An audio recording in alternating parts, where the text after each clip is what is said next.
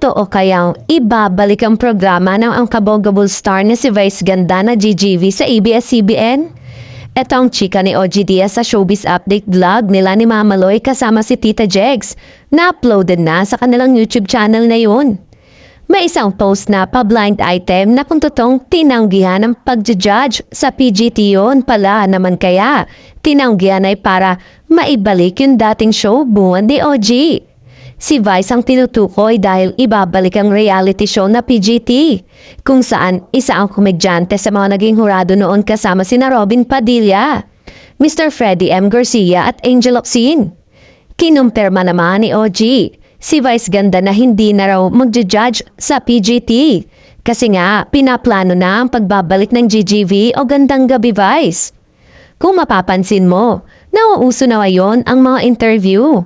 Baka gustong isabay ng ABS-CBN yon at eto ang ngayon at funny pa na si Vice Ganda ang mag-i-interview. Balik natin ang GGV na no, ang tagal na rin ng GGV nga balik ang GGV ni Vice. Sino kaya ang papalit sa kanya na ang malakasang judge sa PGT? Sagot naman ni OG, malay mo magbabalik si Angel Locsin.